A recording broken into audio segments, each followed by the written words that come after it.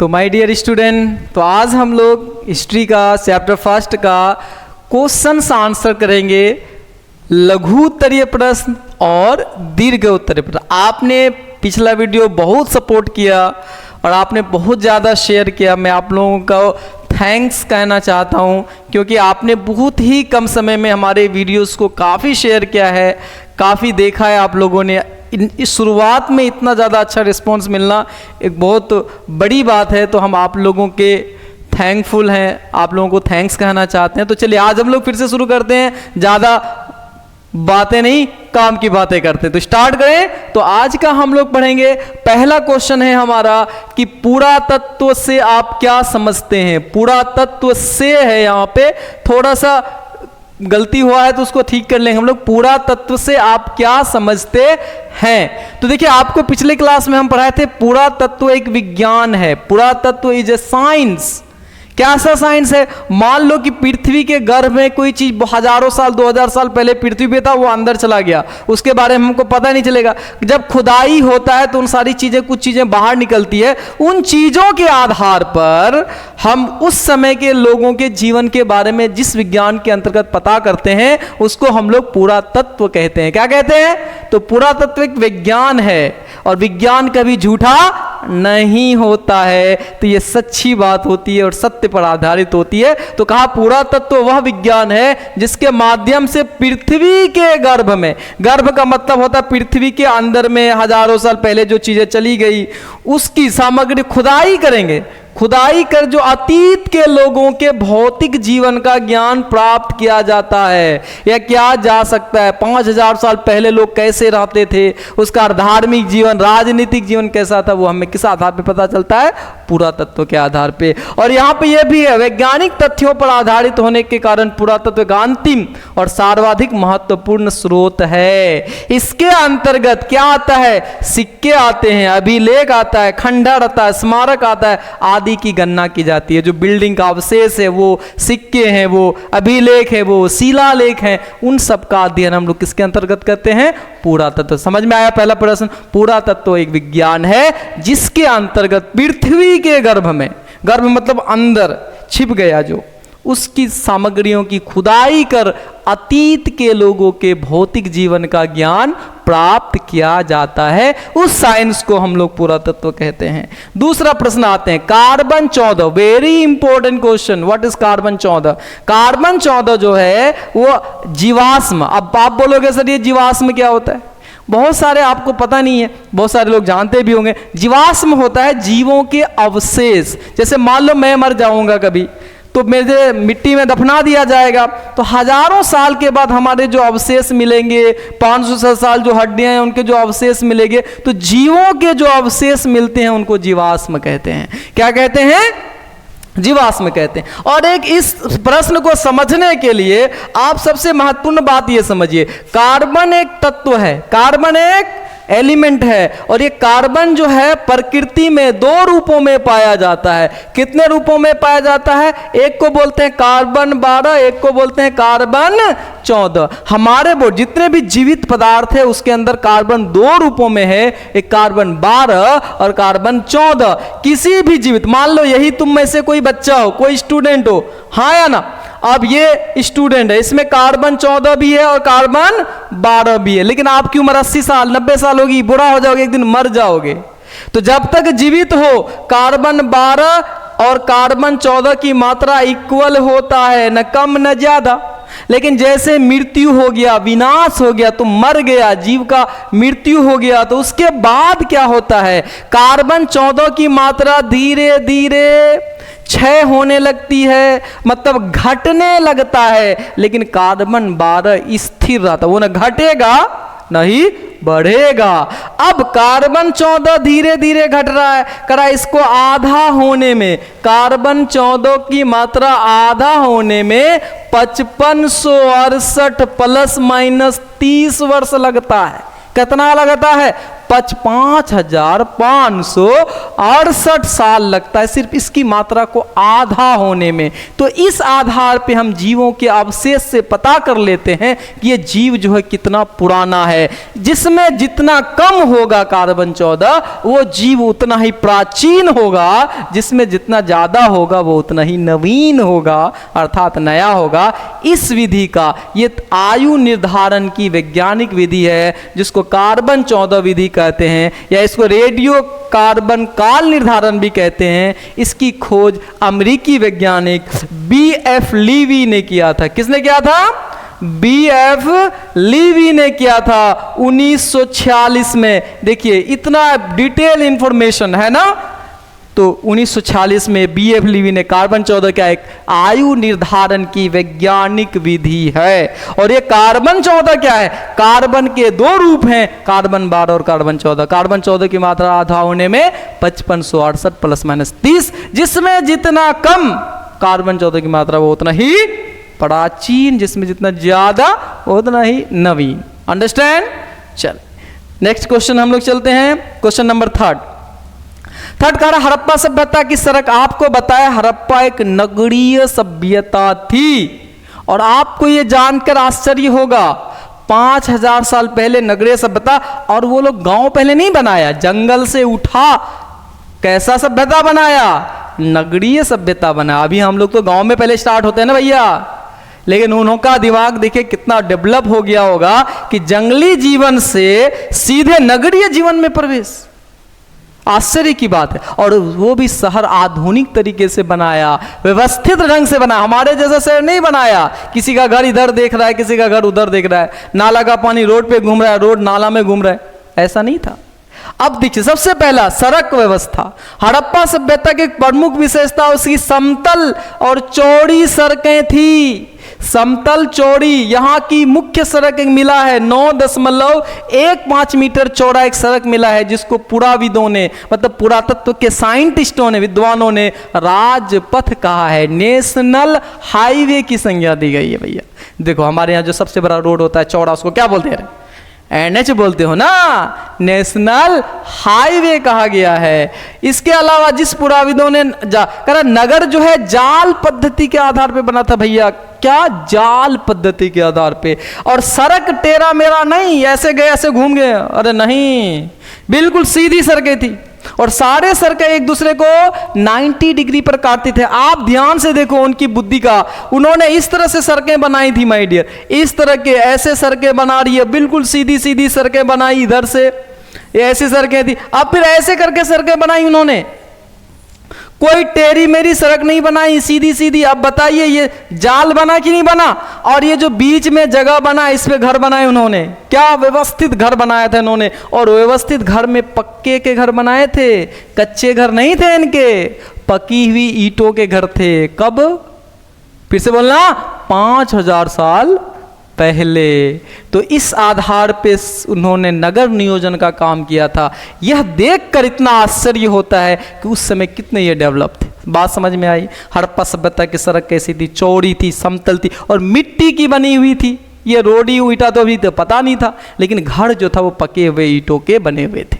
और इस जाल पद्धति के आधार पर, और यह भी याद रखिएगा, सड़क की साफ सफाई की समुचित व्यवस्था थी। हमारे तरह गंदे सड़कें नहीं रख रहे थे लोग, बहुत साफ सफाई का ध्यान रखते थे। चलिए चौथा प्रश्न आते हैं हम लोग। चौथा कहा हड़प्पा सभ्यता के विस्तार पर प्रकाश डालिए, उसका फैलाव कहां से कहां तक था। हमने आपको बताया, देखो हड़प्पा सभ्यता जो हमारा भारत के उत्तर पश्चिम भाग में विकसित हुआ था, एक त्रिभुजाकार क्षेत्र में। कैसा क्षेत्र में? त्रिभुजाकार। इस तरह से यह फैला हुआ था, ऐसे करके, ऐसे भारत के उत्तर पश्चिम भाग में एक त्रिभुजाकार आकृति में फैला हुआ था। त्रिभुजाकार आकृति में अगर आप जानना चाहे तो उत्तर में कह रहा जम्मू कश्मीर, उत्तर में जम्मू कश्मीर में एक जगह है अखनूर से लेकर, दक्षिण में एक नदी बहती है सर, नर्मदा नदी के तट तक। पश्चिम में बलूचिस्तान, पश्चिम में बलूचिस्तान एक शहर है अभी, एक राज्य है पाकिस्तान का। उस बलूचिस्तान के मकरान समुद्र तट से लेकर पूरब में, यहाँ पूरब में मेरठ तक फैला हुआ था। ये उसका जो था मेरठ तक, मेरठ जो यूपी में, उत्तर प्रदेश में एक शहर है, हड़प्पा का विस्तार था। विस्तार समझ में आया? उत्तर में जम्मू कश्मीर के अखनूर से लेकर दक्षिण में नर्मदा नदी के तट तक, पूर्व में मेरठ से लेकर पश्चिम में बलूचिस्तान के मकरान समुद्र तट तक ये फैला हुआ था। एक बहुत ही बड़ा आकार में फैला हुआ था, विस्तृत आकार था इसका, बहुत बड़ी लंबाई चौड़ाई में था। तो ये उसका विस्तार हो गया माय डियर। नेक्स्ट हम लोग आते हैं हड़प्पा सभ्यता के जल निकासी। बहुत इंपॉर्टेंट प्रश्न है भैया। आप बताइए, हमारे यहाँ का जल का व्यवस्था आप देखिए और 5000 साल पहले का व्यवस्था देखिए। कह रहा है 5000 साल पहले अगर आप बात करोगे, इन लोगों ने जो ऐसे सड़कें बनाई थी सर, ये सड़कें थी और यहां पे उनका घर था। घर किसके? फिर से बताओ, घर कैसे? पके हुए ईंटों के।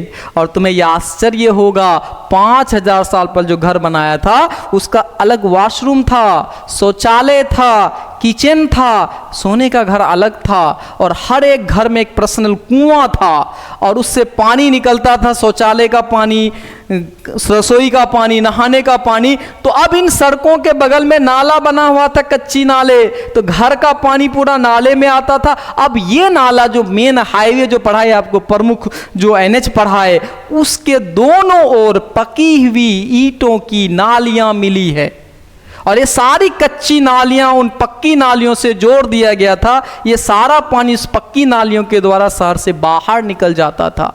यह अद्भुत व्यवस्था दुनिया में और कहीं नहीं मिला। इसके अलावा आप बुद्धि समझो उनकी, उन्होंने जो नाले बनाए थे उनको पत्थरों से, शिलाओं से ढक दिया था ताकि कोई रात के अंधेरे में उसके अंदर नहीं गिर जाए। हमारे यहाँ देखिए अभी भी खुला रहता है, कब जाके अभी गिर जाए ये पता ही नहीं चलता है। लेकिन 5000 साल पहले की व्यवस्था देखो बच्चों, कितना सुव्यवस्थित व्यवस्था था और जगह जगह पर खाली जगह छोड़ा था ताकि नाले की साफ सफाई होती रहे। हमारे यहाँ कब होता है? जब पूरा नाला का पानी रोड पे बहने लगता है तब सफाई होती, हाँ या ना? लेकिन ये देखिए 5000 साल पहले। समझ में आ गया? चलिए अगला आते हैं भैया, हड़प्पा सभ्यता के पतन। देखिए हड़प्पा सभ्यता का विनाश कैसे हुआ, पतन कैसे हुआ, कहा जाता है इस पतन के कारणों पर अलग अलग विद्वानों का अलग अलग मत है। सभी विद्वान एक मत नहीं है, सबका अलग अलग कहना है, किसी का कुछ और कहना है, किसी का कुछ और कहना। लेकिन कहना जो भी हो, इन सभी कारणों से हड़प्पा सभ्यता का विनाश हुआ। सबसे पहला पतन को लेकर विद्वानों में मार्शल मेके SR राव पतन का कारण बाढ़ को बताते हैं। कई विद्वानों ने जलवायु परिवर्तन, महामारी, नदियों के मार्ग में अपरिवर्तन को पतन का कारण मानते हैं। तो कई विद्वान बाहरी आक्रमण को भी पतन का कारण मानते हैं कि बाहर के लोगों ने इस पर आक्रमण कर दिया और उसके कारण सभ्यता का विनाश हो गया। क्लियर? समझ में आ गई बात? चलो अगला प्रश्न आते हैं। 7 हड़प्पा कालीन सिंचाई। देखिए 5000 साल पहले आप इमेजिन करो, क्या नल होगा? नहीं ना। चापाकल होगा? नहीं ना। मोटर होगा? नहीं ना। तो सिंचाई का साधन क्या होगा? आप नेचुरल रिसोर्सेज पे डिपेंड करेंगे। तो कुआं होगा, कुएं के बारे में मैंने बताया, तो कुआं था तो उसके बाद तालाब होगा, नहर होगा, नदियों होगा। यही सिंचाई की व्यवस्था हो सकती है, बाकी तो कोई और व्यवस्था हो नहीं सकती है। तो नहरें थी, कुआं था, तालाब था, नदियों का पानी था। हड़प्पा वासी सिंचाई के लिए जलाशय मतलब तालाब, कुआं, नहर का उपयोग करते थे। अफगानिस्तान से नहरों के अवशेष मिले, जबकि धोलावीरा गुजरात से नहर के अवशेष मिला है। कई स्थलों से जलाशय और कुएं द्वारा भी सिंचाई होती थी। तो आप भी समझ सकते कि भैया 5000 साल पहले तो मोटर तो नहीं आ गया था, नहीं तो सिंचाई के जो नेचुरल रिसोर्सेज है उसी से सिंचाई होती थी। तो क्या क्या है? जलाशय है, कुआं है, नहर है और नदियों का पानी से भी सिंचाई होता था। क्लियर है भैया? चलिए अगला क्वेश्चन, मोहनजोदड़ो के स्नानागार। अभी जस्ट आपको बताया स्नानागार के बारे में, कितनी बार बताया। मोहनजोदड़ो में एक स्नान करने का एक है ना, क्या स्विमिंग पूल है ना जी, आजकल क्या कहते हैं स्विमिंग पूल। तो वो स्विमिंग पूल मिला है कहाँ पे? मोहनजोदड़ो में। मोहनजोदड़ो का सार्वजनिक प्रमुख स्थल है और सार्वजनिक का मतलब होता है कि ऐसा स्थल जो सबके लिए है, पर्सनल किसी का है वो सार्वजनिक नहीं। जैसे हमारे मंदिर है, मस्जिद है, स्कूल है, कॉलेज है, हॉस्पिटल, ये सब सार्वजनिक है जहाँ कोई भी जा सकता है। तो ऐसे स्थल जो सभी लोगों के लिए खुले हैं, सबका जाना एकदम है, सब कोई भी जा सकता है, तो वैसे सार्वजनिक, तो ये सार्वजनिक स्थल था। 39 फुट लंबा, 23 फुट चौड़ा, 8 फुट गहरा। इसमें उतरने के लिए उत्तर और दक्षिण दिशा में, क्या है बाबू, दक्षिण दिशा में उत्तर और दक्षिण की ओर सीढ़ियां बनी थी, उत्तर और दक्षिण की ओर सीढ़ियां बनी है। स्नानागार का फर्श भी पक्की हुई ईंटों का बना हुआ है। किसके ईंटों का बना हुआ है? पक्की ईंटों का बना हुआ है। और आपको एक और बात बताए कि इससे गंदा पानी निकलने का और साफ पानी आने की भी समुचित व्यवस्था थी। इसी को विद्वानों ने अजूबा कहा है। क्या कहा है? अजूबा कहा है। तो ये स्नानागार मतलब स्विमिंग पूल। क्या रे बाबू? Swimming pool. चलिए अब आज हम लोग देखेंगे दीर्घ उत्तरीय प्रश्न। इसके 2 ही प्रश्न हैं जो सबसे महत्वपूर्ण है, जो पूछा जाता है, और ये 2 प्रश्न वही है जो अपने अभी 2 मार्क्स में पढ़ा। सबसे पहला प्रश्न, हड़प्पा सभ्यता के नगर नियोजन प्रणाली का सविस्तार विवेचना कीजिए, या अथवा सिंधु सभ्यता, सिंधु घाटी सभ्यता या हड़प्पा सभ्यता की प्रमुख विशेषताओं का वर्णन कीजिए। आपको अभी बताया हड़प्पा एक नगरीय सभ्यता, हड़प्पा नगरीय, जो सिंधु घाटी नगरीय सभ्यता थी। नगर नियोजन के प्रमुख विशेषता, सबसे पहला सड़क व्यवस्था, अभी आपको जस्ट पढ़ा है। ये 5 पॉइंट्स को हम लिखेंगे, 5 मार्क्स मिलेगा। सबसे पहला सड़क, चौड़ी सड़कें, मिट्टी की सड़कें, सीधी सड़कें, एक 9.5 मीटर पूरा विदों ने राजपथ कहा है। सड़कें सीधी समकोण प्रकार की थी और साफ सफाई की समुचित व्यवस्था थी। पहला पॉइंट क्लियर। दूसरा पॉइंट है स्नानागार, जल निकासी प्रणाली। बताए हर व्यक्ति के घर में कुएं होता था, शौचालय, वॉशरूम था। उसका पानी घर से निकलकर जो गली के नाले में आता था, गली के नाले से मुख्य सड़क के दोनों ओर बनी पकी हुई ईंटों की नालों में जाता था, और उस नाले से जो पानी था शहर से बाहर निकल जाता था। एक अद्भुत व्यवस्था जल निकासी प्रणाली, ऐसी उस समय के किसी भी सभ्यता में नहीं मिला है। तीसरी जो व्यवस्था था स्नानागार, अभी पढ़ा है, मोहनजोदड़ो से विशेषता है ये। 5 पॉइंट्स लिखेंगे तो 5 नंबर मिलेगा, हर एक पॉइंट्स का 2 नंबर मिलता है। उधर 2 नंबर वाले क्वेश्चन में स्नानागार बताए, मोहनजोदड़ो से एक स्नानागार मिला है। 39 फुट लंबा, 23 फुट चौड़ा, 8 फुट गहरा है। इस पे दोनों ओर चढ़ने उतरने के लिए पकी ईंटों की सीढ़ियां बनी है। फर्श भी सीढ़ियों का बना, फर्श भी पकी ईंटों का बना है, और गंदा पानी बाहर जाने का, साफ पानी आने का समुचित व्यवस्था था। चौथा पॉइंट हम लोग देखेंगे अन्नागार। अब एक बात समझिएगा मेरा, मोहनजोदड़ो सिंधु नदी के किनारे बसा है, और आपको पता है नदियां जो है अपने साथ नई मिट्टी लेके आती है। कहा सिंधु के आसपास का इलाका बहुत उपजाऊ था, जिसे मोहनजोदड़ो के आसपास का इलाका बहुत उपजाऊ था, जिसे सिंध का बाग कहा जाता है।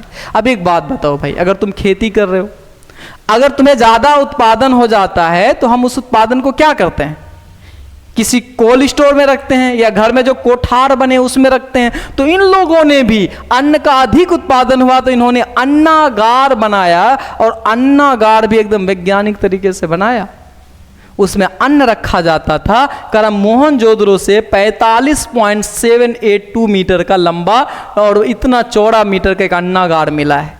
और अन्नागार को अब देखिए ये लोग कैसे बनाया, पकी हुई ईंटों की पहले चबूतरे बनाए, उस चबूतरे पे अन्नागार बनाया ताकि चूहे वगैरह उसके अनाज को खराब नहीं करते। और उस अन्नागार के अंदर अनाज डालने की व्यवस्था, निकालने की अलग व्यवस्था, और साफ हवा उसके अंदर जाए आए जिससे आपका अन्न खराब नहीं हो। इस व्यवस्थित ढंग से अन्नागार निर्माण किया था। तो अन्नागार मतलब अन्न रखने का, उच्च कोटि का। ईंटें आपको भी बताया कि सिंधु घाटी सभ्यता के लोगों को पकी हुई ईंटों का ज्ञान था। इन्होंने पकी हुई ईंटें, और ईंटें कैसी होती है? चतुर्भुजाकार होती है। अभी भी ईंटें वही हो रही है, चतुर्भुजाकार होती है। तो ये 5 विशेषताओं को लिखेंगे तो 5 मार्क्स का क्वेश्चन मिलेगा। अगर इन सारे पे अगर क्वेश्चन पूछता है शॉर्ट में तो 2-2 मार्क्स का। और एक और दूसरा और आखिरी इसका क्वेश्चन है, हड़प्पा सभ्यता के पतन का उल्लेख करें। 5 नंबर का क्वेश्चन आएगा। अगर आपको वर्णन करने का रहा है तो 5 नंबर आएगा। तो आपको पूछेगा सिर्फ बताइए क्यों हुआ, तो 2 मार्क्स का आएगा। हड़प्पा सभ्यता के बारे में अभी आपको बताया कि इसके पतन का अलग अलग विद्वानों ने अलग अलग कारण दिया है। तो हड़प्पा सभ्यता के पतन के निम्नलिखित कारण है। नंबर 1 बाढ़। कुछ विद्वान मार्शल, मेके, SR राव हड़प्पा सभ्यता के पतन का एकमात्र कारण नदी का बाढ़ बताते हैं। बोला ऐसा क्यों? क्योंकि चूंकि अधिकांश जो नगरें थी वो नदियों के किनारे था और हर वर्ष प्रतिवर्ष बाढ़ आती थी। कारण इसी के बाढ़ के कारण ही इस सभ्यता का पतन हुआ। और कई विद्वानों को कई जगह बाढ़ के साक्ष्य भी मिले हैं, मिट्टी की परतें जमी हुई मिली है। इससे पता चलता है कि बाढ़ तो आती थी। लेकिन प्रश्न उठता है ये भी है कि अगर बाढ़ से ही विनाश हुआ है तो जो शहर बाढ़ नदियों के किनारे नहीं थे उसका क्या हुआ? तो कई विद्वान इस बात से सहमत नहीं है। कई हाँ सहमत है कि कुछ शहरों का विनाश बाढ़ के कारण, लेकिन सारा शहर को बाढ़ के कारण विनाश होगा ये सही बिल्कुल नहीं। लेकिन एक कारण ये है। दूसरा कारण आते हैं। दूसरा कारण कहता है कि बाहरी आक्रमण, बहुत इंपॉर्टेंट कारण ये वाला। देखो हम लोग जो है ना सिंधु घाटी सभ्यता नहीं कह रहा, बाहर से कोई आया, आर्य जिसको बोला गया, क्या बोला गया? आर्यों ने नदी में आने वाली बाढ़ को, वही मैंने कहा जो मार्टिमम, व्हीलर और गार्डन चाइल्ड और पिगट बाहरी आक्रमण को पतन का कारण माना है। व्हीलर के अनुसार 1500 ईस्वी में पूर्व आर्यों ने आक्रमण कर हड़प्पा सभ्यता के नगरों को ध्वस्त किया और वहां के लोगों को मार डाला। बाहरी आक्रमण भी हड़प्पा सभ्यता के पतन का कारण है कि बाहर से आर्य लोग आए और उन्होंने वहां पे लोगों पर हमला कर दिया, आक्रमण कर दिया और वहां के लोगों को मार डाला और हड़प्पा सभ्यता को तहस नहस कर दिया। ये भी एक कारण है जिससे हड़प्पा का पतन हुआ। लेकिन सिर्फ ये नहीं है, बाढ़ भी है, आर्य आक्रमण भी है। तीसरा, कई वैज्ञानिकों का मत है जलवायु परिवर्तन, क्लाइमेट चेंज हुआ और उस क्लाइमेट चेंज में हड़प्पा के लोगों अपने आप को ढाल नहीं पाए, इसके कारण भी बहुत सारे लोगों की मृत्यु हो गई। आर्नस्टाइन जलवायु परिवर्तन को हड़प्पा संस्कृति का पतन का कारण मानते हैं। चौथा है नदियों के मार्ग में हुआ परिवर्तन। आप सबको पता है नदियां हर साल अपने रास्ते को बदलती रहती है। आज इधर है तो थोड़ा कल उधर खिसक जाएगा। तो चूंकि हड़प्पा के सारे शहर नदियों के किनारे लगभग थे 90%, तो बोला हर साल नदी का कटाव होता होगा जिससे बहुत सारे हड़प्पा का जो नगर है वो धीरे धीरे नदी में समा गया। तो यह भी एक कारण हो सकता है कि नदियों के मार्ग में हुआ परिवर्तन भी हड़प्पा सभ्यता के पतन का कारण है। इसके अलावा आखिरी जो पॉइंट्स है कहता महामारी, KUR कनेडी, मलेरिया और महामारी एवं प्राकृतिक आपदाओं को हड़प्पा सभ्यता का पतन का मारा। देखो तभी बीमारियां आती थी, महामारी आती थी नहीं आती थी, और उस समय तो कोई हमारे पास ट्रीटमेंट नहीं था, डॉक्टर नहीं था, इलाज नहीं था, मेडिसिन नहीं था, तो बहुत सारे लोग उस महामारी के शिकार हो जाते हैं। तो ये सारा कारण मिलकर हड़प्पा सभ्यता के पतन का कारण मिला। तो इस प्रकार आपका पहला चैप्टर क्या हो गया? फिनिश हो गया। अगर आपको इस चैप्टर का नोट्स चाहिए, PDF चाहिए, तो आपको बताया गया है कि हमारे दिए हुए नंबर पर कांटेक्ट करें। अगर आपको ऑनलाइन कोर्सेज चाहिए तो भी आप इस पे कांटेक्ट करें। अगर आपको सिर्फ नोट्स चाहिए, PDF चाहिए, तो भी इस नंबर पे आप कांटेक्ट कर सकते हैं। तो आज हमारा फर्स्ट चैप्टर कंप्लीट हो गया। सेकंड चैप्टर का वीडियो लेके हम बहुत जल्द आपके सेवा में हाजिर होंगे। तब तक आप पढ़ते रहिए और मुस्कुराते रहिए, अपना ख्याल रखिए और हमारा भी चैनल को लाइक, सब्सक्राइब और शेयर जरूर करते रहें। तो थैंक यू सो मच।